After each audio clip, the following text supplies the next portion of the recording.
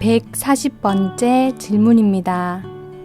배운 바를 숨기고 사회에 맞춰 사는 것이 올바른 것일까요?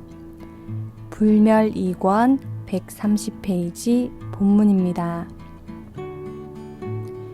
큰 스님께서 가르쳐 주신 비법대로 진짜 주인공을 숨겨놓고 사회, 직장, 가정에서 쫓기는 생활을 하고 있습니다. 이렇게 항상 진짜 나는 숨겨놓고 가짜를 내세우고 다른 이들을 보며 시시덕거리고 있습니다. 하지만 솔직히 이런 저의 행동이 올바른 것인지 의문이 들 때가 있습니다. 배운 대로 말하고 행동해야 하는 것은 아닌지 가르침을 부탁드립니다. 답변입니다. 즐거운 꿈 131페이지 본문입니다. 진실한 마음을 숨겨놓았다고 하는 것은 이치에 맞지 않는다. 다만 중생들이 발견하지 못하고 있는 것일 뿐이다. 허공에 구름이 떠가면 중생들은 구름에만 눈과 관심을 주고 정작 허공은 안전에도 없다. 구름을 빼면 허공만이 남고 허공은 구름과 비교할 수 없을 만큼 넓고 크다. 나아가 구름, 천둥, 번개, 눈, 비, 바람, 수 없는 별들은 모두 허공의 작품이고 허공이 재료이며 허공으로 가기에 허공이 아닌 것이 없다. 하지만 중생들은 허공이 주는 위대한 메시지를 모르고 있으면서도 또한 관심도 없다. 공공연하게 알려주지 않는가. 일체는 생겨나고 사라진다. 여기서 생겨난다는 것은 없던 것이 나타난다는 말이고 사라진다고 하거나 죽는다고 하는 것은 나타나서 변화하던 것이 없는 곳으로 돌아간다는 말이니 이미 일체가 허공의 장난이므로 여기에는 생멸의 의미가 이미 있을 수 없는 것이다. 왜냐하면 생겨나도 허공이고 사라져도 허공이니 항상 허공인 것이라서 사실은 변함이 없는 부동의 공으로 영원한 것이기 때문이다.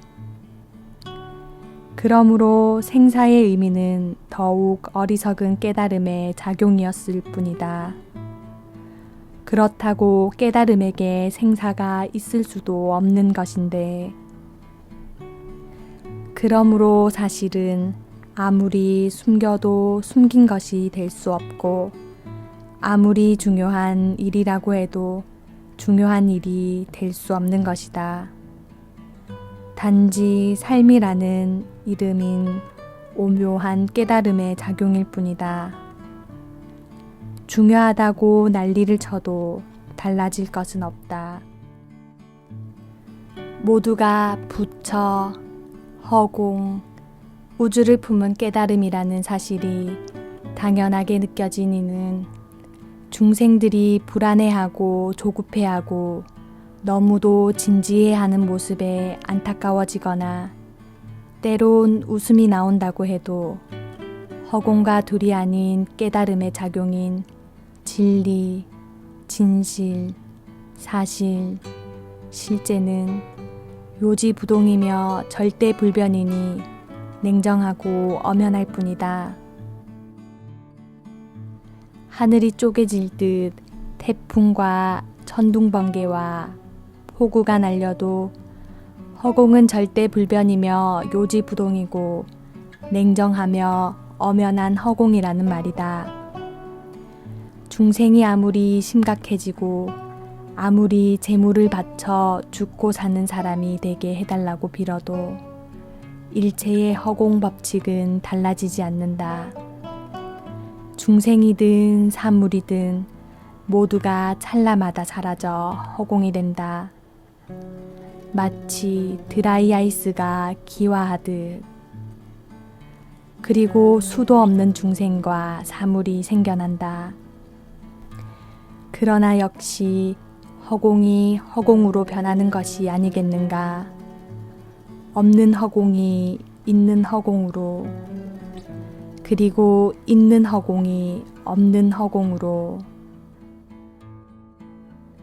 왜 이 절대적으로 편안한 법칙을 가지고도 불안에 떠는 그 법을 좋아하고 이 가르침을 두려워하며 불행해하는 중생 속으로 도망을 치는 것인가? 이 법에는 불공평한 이들이 절대 있을 수 없다. 미물로부터 영장류에 이르기까지, 생에서 죽음까지도 모두 허공이며 모두 깨달음이라서 생사의 의미는 너무 어이없는 일이다. 이렇게 엄연하게 드러나 있는 허공을 깨닫지 못하고 구름 속에 무엇이 들었을까라는 궁금함을 갖는 것이 어리석은 중생이다. 그러면서 남을 바라보고 속인다고 하는 것이고 감춘다고 하는 것이다. 사실 모든 유의행을 빼놓고 나면 무의행만 남고 무위나 유위를 모두 빼면 허공같이 무심한 원각만 남지 않는가. 허공처럼 누가 무엇을 숨겨놓을 수 있는가. 아무리 거짓말을 한다고 해도 사실은 무심에서 나온 것이며 원각에서 나온 것이다. 만유가 허공에서 나오듯. 너무도 오랫동안 의미를 세우기만 하며 살았다.